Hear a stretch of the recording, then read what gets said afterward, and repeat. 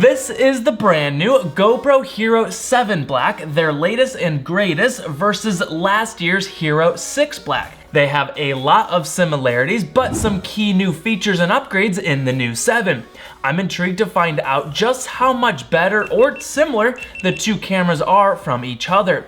And a little surprise here, the Hero 6 is actually a little better in some tests. I'm Ben from AuthenTech, let's dive right in. Starting with a few quick notes, I just posted my Hero 7 Black versus Silver versus White comparison video. Make sure you check that one out after this one. And again, I bought all these cameras with my own money, no sponsorship here.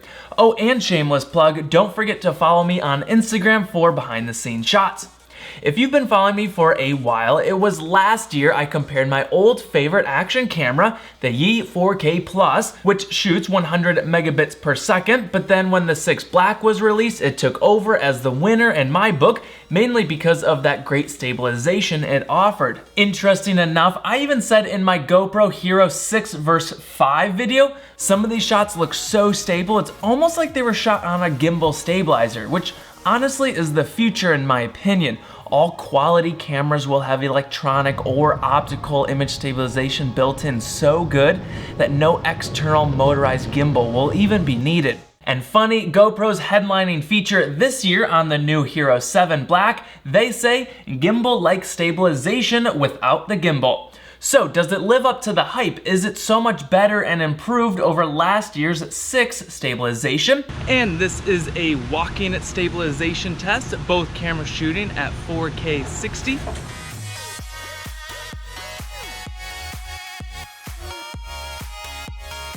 This is a quick jogging stabilization test, both cameras at 4K 60.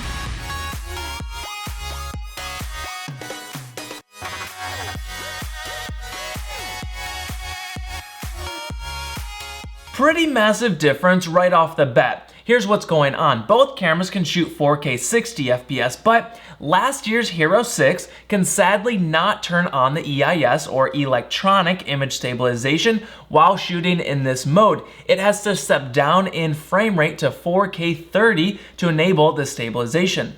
As for the new Hero 7, it actually can maintain stabilization turned on at max video settings, 4K 60 FPS. This is pretty huge and not making a lot of headlines, but just looking at these side-by-sides, you can clearly see what a major difference the EIS makes. Also note, stabilization crops in about 10% on both cameras.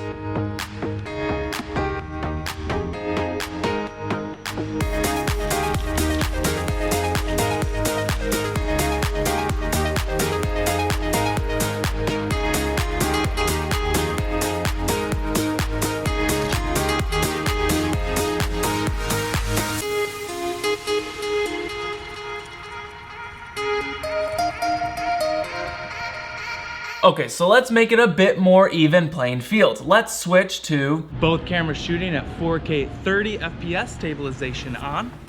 A couple things to look for and compare here. Which camera is doing a better job at stabilization? I saw the 6 doing a little herky-jerky movements here and there. Some bobs and wiggles, they don't look great, while the 7 is looking pretty dang smooth. This is a quick jogging stabilization test, both at 4K 30. The other thing to compare, how's image quality, sharpness, colors, and dynamic range? They both look pretty similar in this arena, and I'm not sure which one is doing the better job with managing skin tones in the bright sunlight as well as in the shade. Which one do you guys prefer? And now the 7 is recording at 4K 60, the 6 is recording at 4K 30. Both stabilizations turned on. This was interesting to see, and I'm actually a little impressed. The Hero 7 is still maintaining the better EIS even on this test. The 6 is still struggling with those wobbles while the 7 smooths those out. Both cameras recording at 4K 60 FPS. This is a quick audio test on the new GoPro Hero 7 Black, and this is audio on last year's GoPro Hero 6 Black. How's the audio sound? How's the audio sound? Let's live AuthenTech. Let's live AuthenTech. Audio recording's actually pretty important and a downplayed feature. GoPro has somewhat struggled with crisp, clean, and clear audio recording in the years past, especially when trying to balance out that built-in waterproofing capability. After listening to these two, I'd say the 7 sounds better and improved quality overall. It sounds more full all around. And this is another quick audio test between the GoPro HERO 7 Black and 6 Black. How's the audio quality on both these cameras? We have traffic going back and forth. Which one do you think sounds better?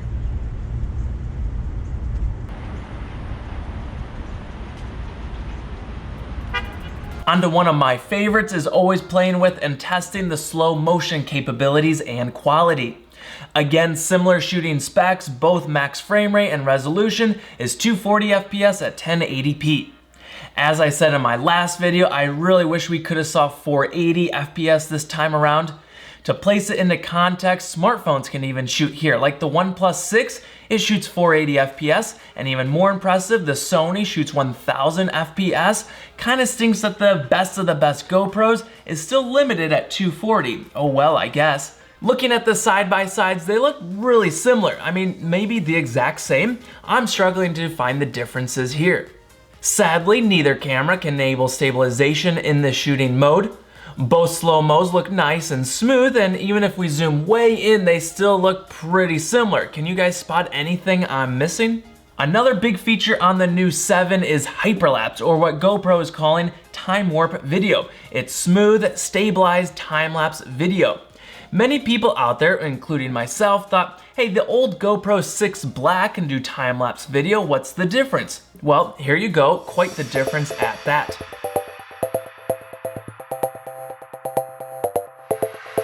I was intrigued myself though, what if I added some post-stabilization to the time-lapse? It was shot at every half second and here's the result. Not much improved, still a far ways off.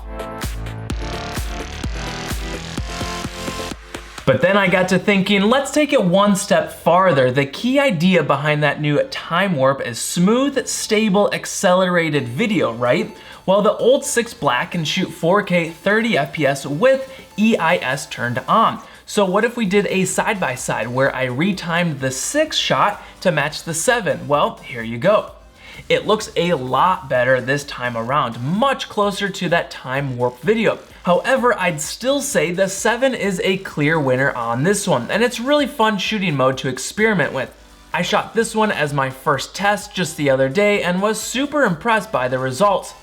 Hyperlapse shots used to take people forever to learn and master, and now it's so much faster and easier to accomplish. I still say my walking shots are too shaky and wobbly, but when I'm on an electric scooter, it's uber smooth and stable.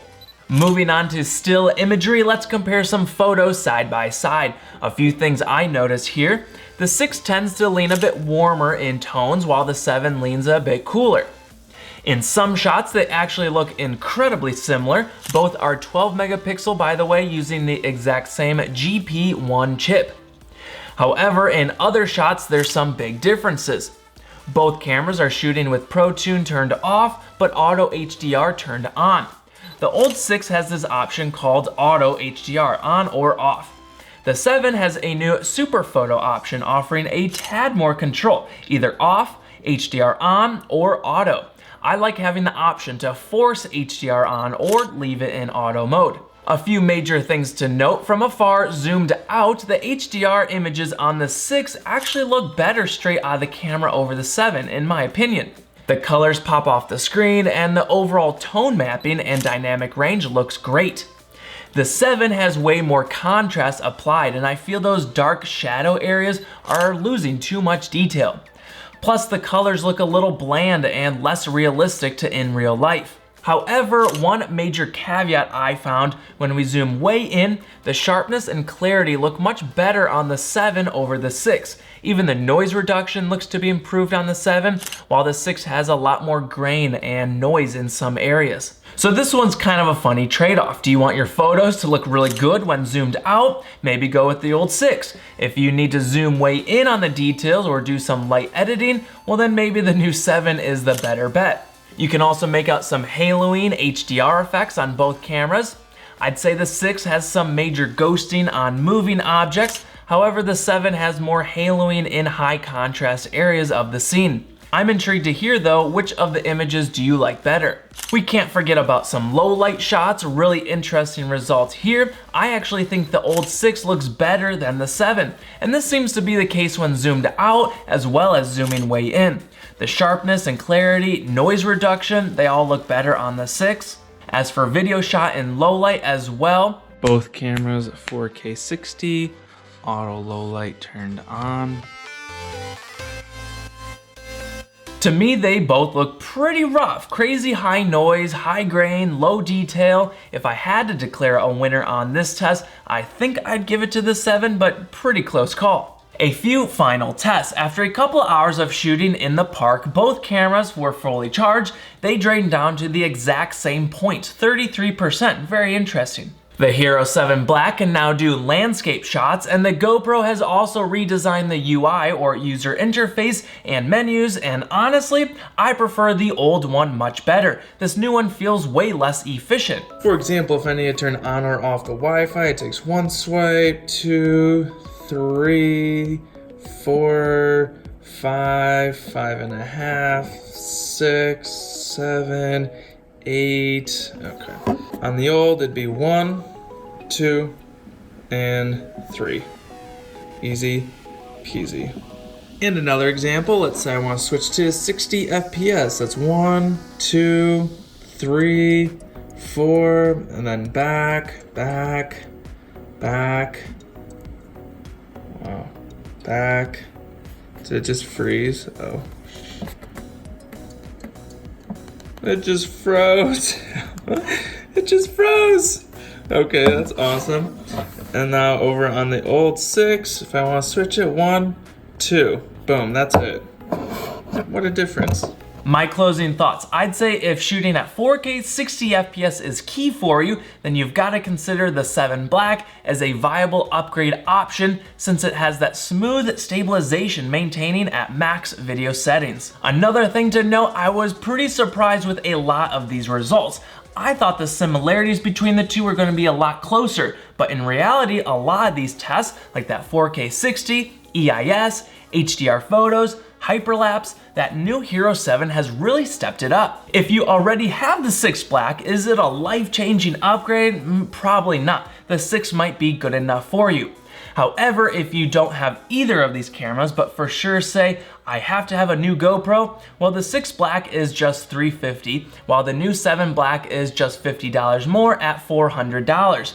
I personally think it'd be worth spending that $50 more for the new 7. If you're willing to look outside the box, well then maybe consider the Yi 4K Plus. It's only $210 on Amazon Prime right now, almost half the price of these, yet still shoots 4K 60, 12 megapixels and more. All links will be down below, and let me know in the comments if you want to see a side-by-side comparison of the Yi 4K Plus versus GoPro Hero 7 Black. If you're new around here, consider ringing the bell so you don't miss my future camera comparison videos, and until next time, let's live AuthenTech. That couldn't have played out any better.